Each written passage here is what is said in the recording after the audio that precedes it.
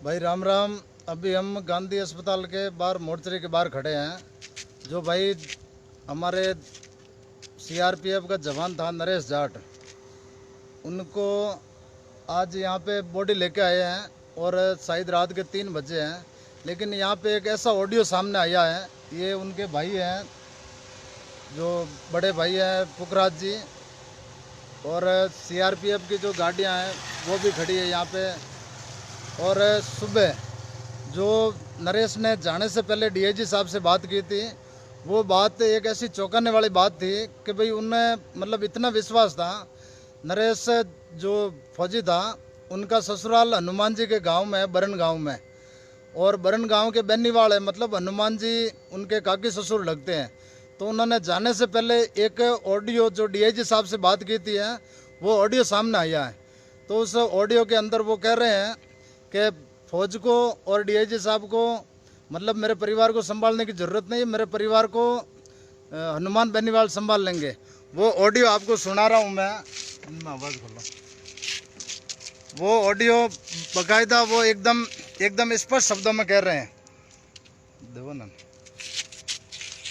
तो भाई आप सब लोगों से निवेदन है कि शायद कल हनुमान जी भी यहाँ आने वाले हैं, और अभी हम बैठे थे यहाँ पे, जो इनके डीआईजी हैं, वो जिनका नाम एफआईआर के अंदर नामजद है, और वो यहाँ पे आ रहे थे वार्ता करने के लिए। वार्ता कोई बनी नहीं, मतलब झूठ मूठ एक आदमी को, फौजी को कैसे डिमोलाइज किया था और कैसे उसको मजबूरन मतलब अपने आप को गोली मारनी पड़ी थी 18 घंटा कैद रख के।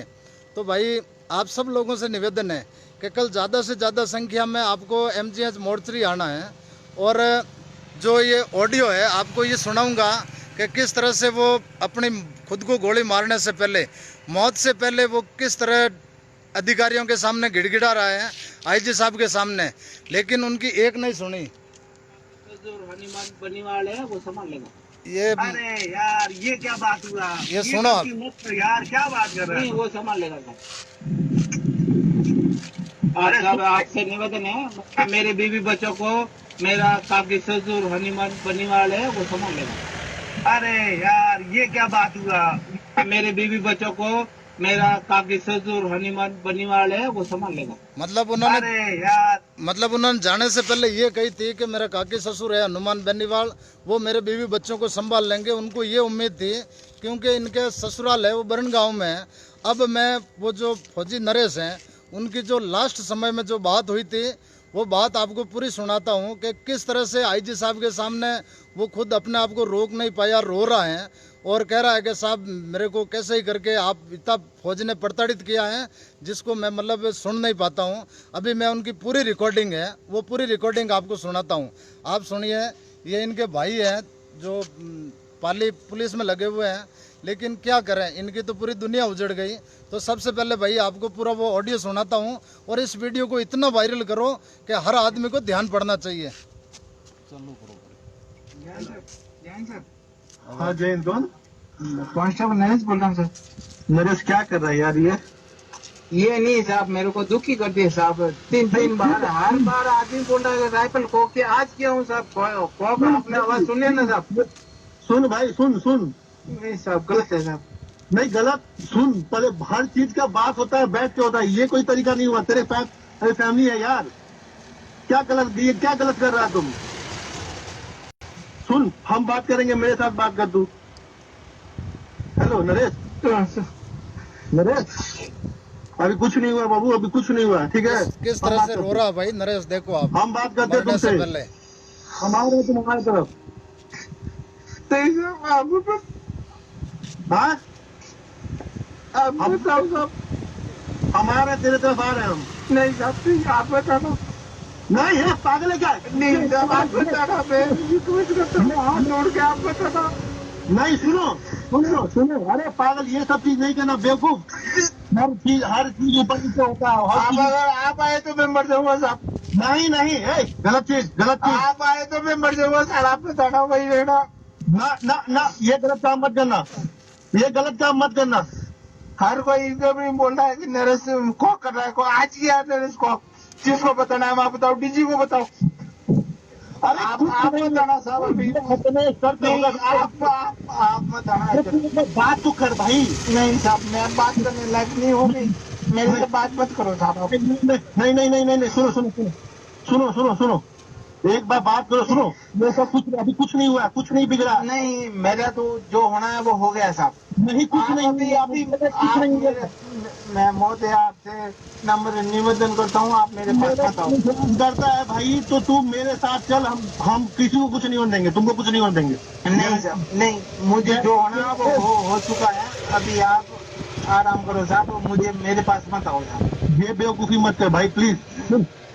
साहब अभी आप मेरा, वर्मा जी भी बोलेगा ना तो बेवकूफी मत करो, मैंने बेवकूफी कर चुका हूँ। अभी आप मैं समझने वाला नहीं हो साहब। मैं आपसे निवेदन करता हूँ कि आप कृपया करके, इतने बड़े अधिकारी हो आप और सर्वोपरि हो आप, न किसी को दुख देते हो। मैं आपको हाथ जोड़ के निवेदन करता हूँ, कृपया करके आप मत आना, कुछ नहीं बिगड़ा आप है। मत आना। और ये डीआईजी जो धमकी दे रहा था ना मेरे को, तेरे को घर भेज दूंगा बिना जांच पड़ताल के, उसका मैं ऑडियो भेज दिया हूँ ग्रुप में।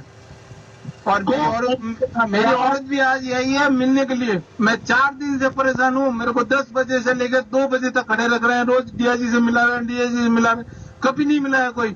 ये अर्जुन से और गौरव मनाली, अरे कुछ मैं नहीं इससे रिलीव का देता हूँ तो मेरे को सूरतगढ़ भेज दे रहा है। और मैं यहाँ से जा रहा हूँ तो आउटपास दो तो तेरा जांच चल रही है। हर बार कॉक आज गया हूँ मैं कॉक, अब निकल के बताओ, मानने चौथा हूँ तुम, अब निकल के बताओ। देख सुन सुन, नहीं, आज निकल के बताओ कोई बार। हर चीज का हम नहीं, पाएंगे। कोई हल नहीं है, आज निकल के बताओ। तो फिर ये आप हेलीकॉप्टर मंगाओ, टीकड़ा मंगाओ, फलाना मंगाओ। मैं भी 8 साल ब्लैक बेल्ट किया हूँ और 1 साल चैंपियन करा जाए यूएससी, 9 साल हूँ।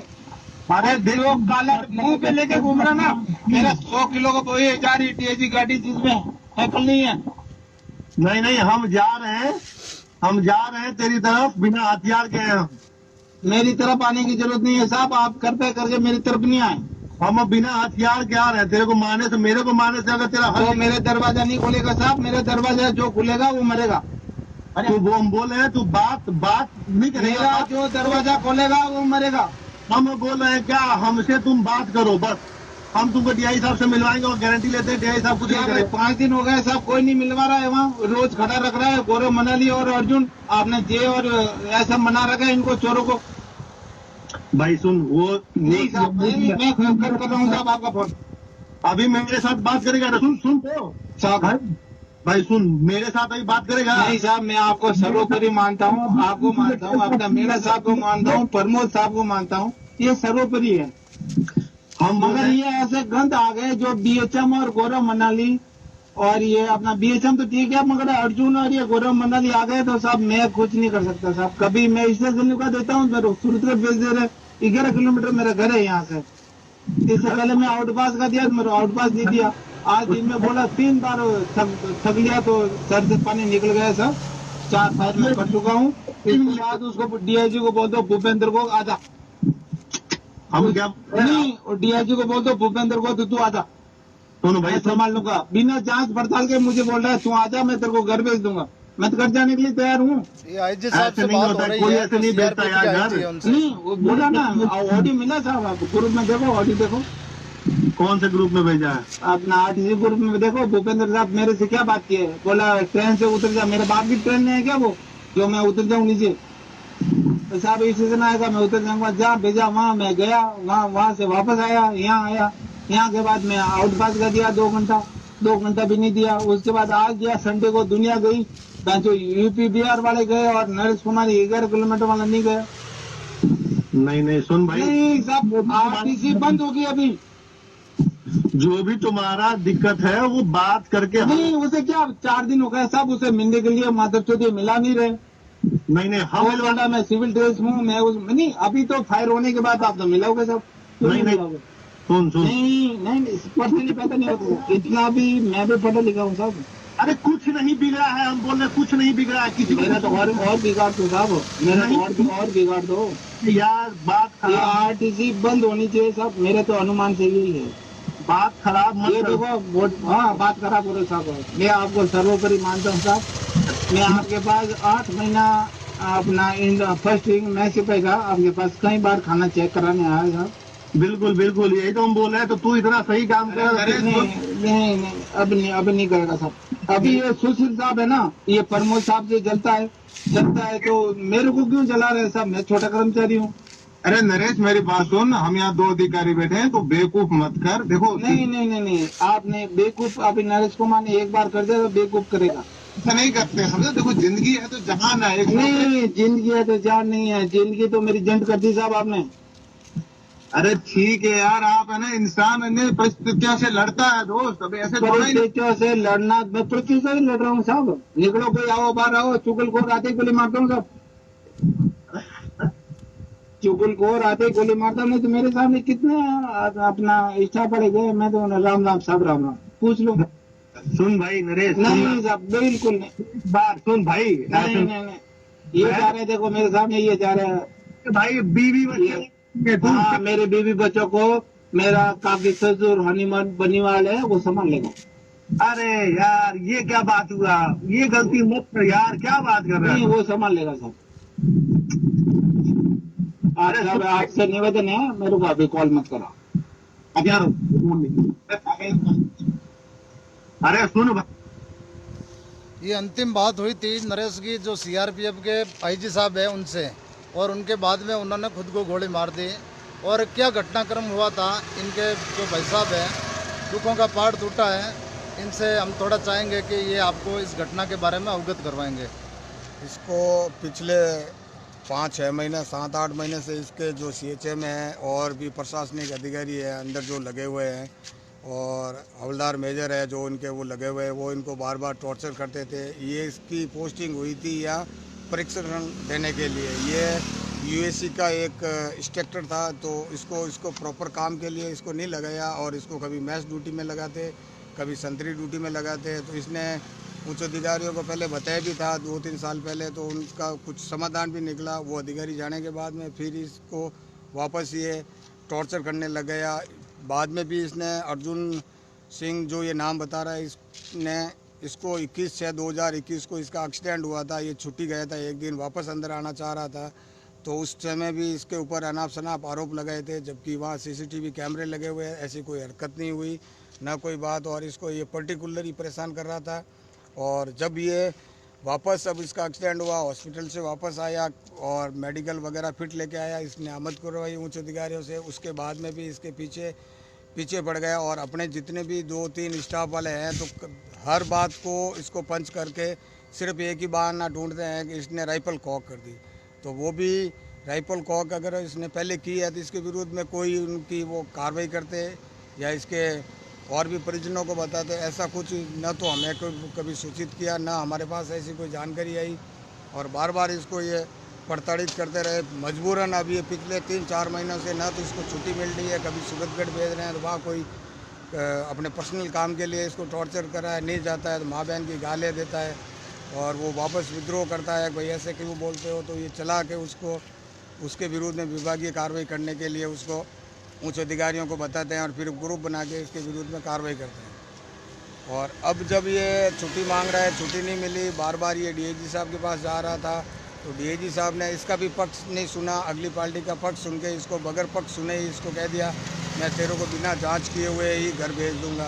तो एक निम्न स्तर का कर्मचारी है, कांस्टेबल है, इस विभाग का सबसे छोटा कर्मचारी है, बिना बात किए हुए अधिकारी, जब बड़े स्तर के अधिकारी इसको इस तरीके का आदेश देते हैं तो वो डिप्रेशन में आ गया। जिस दिन इसकी ड्यूटी थी और ड्यूटी के बाद में ये घर गया और इसने ये हथकंडा अपना दिया। परिवार ने पूरा इसको बचाने का प्रयास किया। मेरे पिताजी शाम को 7 बजे पहुंच गए। 7 बजे से लेकर सुबह 7 बजे तक स्टाफ वालों ने उसको, मेरे पिताजी को वहाँ से उसके क्वार्टर से करीब 1500 फीट दूरी के ऊपर ही रोक दिया, उसे मिलने नहीं दिया। फिर पिताजी को वहाँ बुलाने का मतलब क्या हुआ।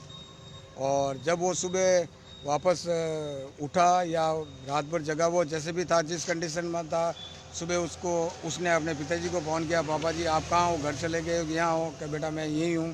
क्या तो आप ऐसे करो मेरे यहाँ जो कि भैया आपके स्टाफ वालों ने मेरे को बुलाया और मेरे को वहाँ कैंटीन के पास में बैठा दिया, मैं तेरा क्वार्टर नहीं जानता हूँ।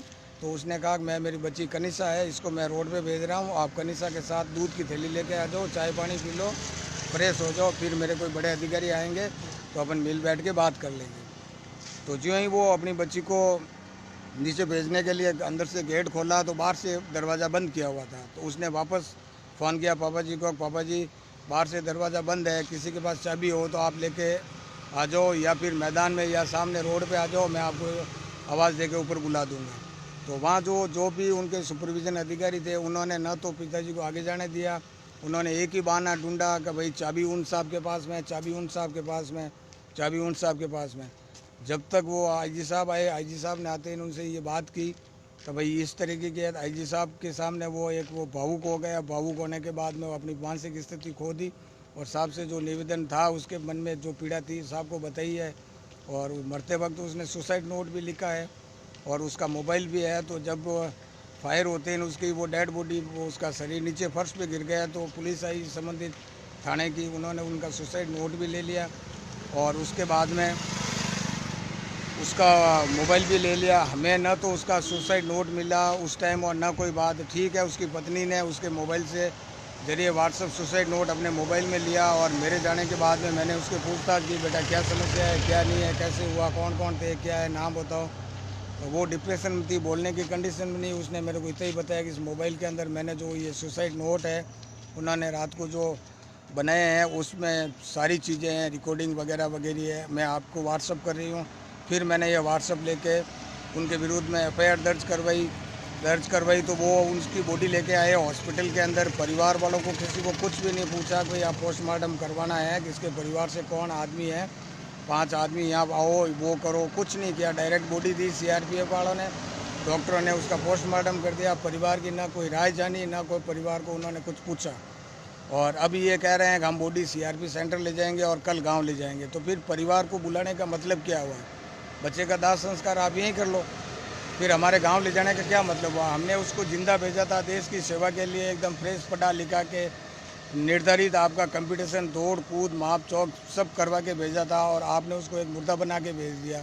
आप सुपरविजन अधिकारी थे, आपका दायित्व बनता है कि आप अपने अधीनस्थ कर्मचारियों से दोनों का पक्ष सुनने के बाद में आपके विवेकानुसार उनके विरुद्ध में डिसीजन देवे और जो गलत है उनके विरुद्ध में कार्रवाई करें। अब आप ये बता रहे हो वो गलत था, तो आपके पास वो 4 साल से प्रतिष्ठा था, तो आपने कार्रवाई क्यों नहीं की? कार्रवाई की तो उसको डिसमिस फ्रॉम सर्विस करते। और जब वो आपके पास 4 बार वो अपनी समस्या लेके आ रहा है प्रताड़ित की, तो आपका पहले दायित्व था कि उसकी बात सुनने के बाद में अगर वो गलत होता तो इसके परिजनों को बुलाते या जो भी है उसके विरुद्ध एक्शन लेते। तो शायद अगर वो समय रहते हुए ये बात उन्होंने की होती तो आज शायद मेरा भाई जिंदा होता। और अब मैंने तो उसको देश सेवा के लिए भेजा है, उन्होंने मुर्दा बना के मोचरी में सुला दिया। अब मैं इसकी मोचरी के सामने खड़ा हूँ, ना तो कोई सीआरपीएफ का कोई अधिकारी आ रहा है, न संबंधित कोई आ रहा है। संबंधित सिर्फ खरवड़ थाने के सीआई साहब है और संबंधित सीओ साहब आ रहे हैं और बाकी इनके संतरी लोग खड़े हैं, कोई भी अधिकारी नहीं आ रहे हैं। मैं वहाँ गया तो उन्होंने क्वार्टर का गेट बंद लॉक दिया हुआ था। मेरे फादर, उनकी बच्ची एक 6 साल की कनिशा है, जो कनिशा को भी रूम बाहर निकाल दिया और बाहर बैठा दिया और उन्होंने दरवाज़ा बंद कर दिया, बाहर से लॉक लगा दिया। फिर हम वापस बाहर जाने लगे, बच्चों को लेके मैं निकलने लगा, गेट पे पहुंचा। मैंने उनके गेट जो इंचार्ज थे, एएसआई थे, असिस्टेंट सब इंस्पेक्टर, उनको कहा साहब मैं इनको बच्चों को और मेरे पिताजी को लेके जा रहा हूँ, मेरी गाड़ी में इनका जो बैग है इसके परिवार का, आप इसकी एक बार तलाशी ले लो। कल आप ये नहीं कह सकोगे कि भाई आप यहाँ से ये चीज़ लेके गए, आप तलाशी ले लो। तो उन्होंने कहा कि ऐसी कोई बात नहीं। फिर उन्होंने अपने अधिकारियों से बात की तो अधिकारियों ने कहा कि भाई आप हमारे ऑफिस में आ जाओ। तो उनका मानना ये है कि जो पीड़ित है, जिनके घर में बॉडी पड़ी है, हम उनके पास में चल के नहीं जाएंगे, वो हमारे ऑफिस में आएंगे बस। और ऑफिस में बैठ के इनको जो भी है जैसे भी समझा डपटा डपटू के हम इनको भेज देंगे। तो आप अधिकारी हो, आपके अधीनस्थ 1500 2000 की फोर्स है, तो कम से कम ऐसी वाक़ा हो गया जो दुनिया छोड़ के चला गया।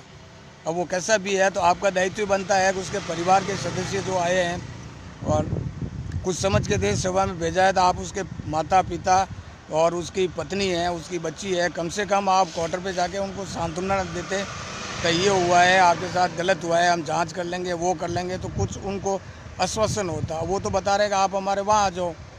अब वहाँ क्या जाए ना, हमारे पास यहाँ हॉस्पिटल में यहाँ आए मोचरी के पास में कोई बात करने के लिए, संबंधित बात करते हैं, आते हैं कि आप ये कर दो, आप वो कर दो। तो वो निम्न स्तर का कर्मचारी था, वो चला गया। अब आप लोग जो मदद कर सकते हो न्याय दिलाने की, तो मैं हाथ जोड़ से आपको निवेदन करता हूँ, न्याय दिलावे। और जो सेवा केंद्र गया वो चला गया, मेरा आपको इतना ही कहना है। तो भाई सबसे निवेदन है कि कल सुबह ज़्यादा से ज़्यादा संख्या में MDM मोर्चरी पहुंचना है। जो भाई है उन्होंने तो मतलब कैसे ही अपना मन मार के जो अपनी पीड़ा थी वो बताई। CRPF की जो गाड़ी है वो भी यहाँ खड़ी है, इसके अंदर जवान बैठे हैं। ये गांधी अस्पताल की मोर्चरी है। तो कल शायद हनुमान जी इनके काकी ससुर थे, तो वो भी कल यहाँ आएंगे ऐसा अनुमान है। क्योंकि जब एक अन्याय होता है तब हनुमान जी ऐसे व्यक्ति है जो हमेशा आते हैं। ये गांधी अस्पताल की सौगृह है मोर्चरी, यहाँ पे हम लोग अभी खड़े हैं। और कल सबसे मतलब एक ही है, फौजियों का हम सम्मान करते हैं। तो इनसे बड़ा कुछ नहीं है कि अधिकारियों ने किस तरह से टॉर्चर करके इस आदमी को ख़त्म किया। बाकायदा इन्होंने सुसाइड नोट लिखा, वीडियो डाले, सब कुछ किया। और 18 घंटे टाइम था इनके पास में, अगर चाहते तो बचा सकते थे, लेकिन इन्होंने बचाने का प्रयास ही नहीं किया। और उसकी वजह से इस आदमी को मतलब मजबूरन गोली मारनी पड़ी। जो अभी रात को पुखराज गर्ग साहब भी यहीं थे, हनुमान जी ने ट्वीट किया था, राजू राम जी खोजा थे, सब लोग यहीं थे। तो यहाँ अधिकारियों से बात करने के लिए मांग यही रखी है कि भाई एक तो न्यायिक जांच होनी चाहिए, हाई कोर्ट के रिटायर्ड जज या जो भी करंट जज है। क्योंकि मामला इतने हाई लेवल के मतलब जो DIG है वो खुद सम्मिलित है। उनका आपने ऑडियो सुना, जो IG साहब से बात करके DIG साहब के बारे में बता रहे हैं। और वो खुद मतलब अपनी दुनिया छोड़ने से पहले ये कहा है कि मुझे हनुमान बन्नी वाले वो मेरे बच्चों को संभाल लेंगे। तो भाई हनुमान जी पे सबको भरोसा है। बाकी हर आदमी को यहाँ पे नरेश को श्रद्धांजलि देने, या एक जवान चला गया वो मतलब मौत से नहीं गया, उसकी मौत के जो जिम्मेदार हैं वो सलाखों के पीछे जाने चाहिए। तो आप सबसे निवेदन है कि हम लोग अभी मोर्चरी के बाहर ही बैठे हैं और ज़्यादा से ज़्यादा संख्या में कल जितने हो सके आप समय निकाल के आपको यहाँ पे मोर्चरी पे आना है और नरेश को न्याय दिलाना है। एक फौजी चला गया, जो इनकी चार दीवारी के अंदर क्या होता है, कितने अधिकारी मतलब परेशान करते हैं, टॉर्चर करते हैं, उस चीज़ की हकीकत है। दुनिया को ध्यान पड़नी चाहिए कि हमारे अभी 24 दिसंबर 2021 को मतलब 5-6 महीने पहले एक और सूबेदार था, मतलब ASI, वो भी वैसे ही मरा था गोली मार के। लेकिन ये लोग क्या है ना, अंदर की बात दबा देते हैं। लेकिन इस बार खुलकर लड़के जो ये सच्चाई है सामने लानी है। और सब भाइयों से निवेदन है कि गांधी अस्पताल मोर्चरी जितना जल्दी हो सके आप पूरा काम छोड़ के आना है। और कल नेताजी भी यहाँ आएंगे, क्योंकि उन्होंने भी अपनी सोशल ID है उस पर डाल दिया है कि मैं कल जन सुनवाई नहीं करूँगा। मतलब जोधपुर आने का उनका 99 नहीं 100% कार्यक्रम लगभग तय हो चुका है। क्योंकि जब देश के जवान के साथ इस तरह का अत्याचार हुआ है तो उनके सिवाय हमें कोई न्याय दिलाने वाला नहीं आ सकता। तो राम राम भाई, इससे ज़्यादा कुछ नहीं कहूँगा। और उनके पिताजी का आपने एक वीडियो देखा होगा, उन्होंने कही थी कि अगर मेरा बेटा जिंदा होता और देश के लिए शहीद होता तो मैं ज़रूर उसको श्रद्धांजलि मतलब गर्व करता। अब ये मिट्टी है, मलबा, इसको मैं क्या करूँ? जब तक मेरे को न्याय नहीं मिलेगा तब तक मैं यहाँ से नहीं हटूँगा। तो परिवार तो क्या करेगा, हम सब का दायित्व है कि कल ज़्यादा से ज़्यादा संख्या में अपने को गांधी अस्पताल मोर्चरी आना है और इस पीड़ित परिवार को न्याय दिलाना है। और सबसे भाई ये निवेदन है कि इस वीडियो को जितना हो सके ज़्यादा शेयर करो, ताकि हर आदमी तक ये मैसेज पहुंच सके कि वाकई घटना क्या हुई थी। और ये रिकॉर्डिंग भी सुने, एक फौजी मरने से पहले रो रो के किस तरह से IG साहब से भीख मांग रहा है न्याय के लिए, लेकिन उनको न्याय नहीं मिला, इसलिए उनको बंदूक की गोली से अपनी ये लीला ख़त्म करनी पड़ी। राम राम भाई, जितने ज़्यादा हो सके कल सुबह आपको 9-10 बजे 11 बजे से पहले सबको यहाँ आना है।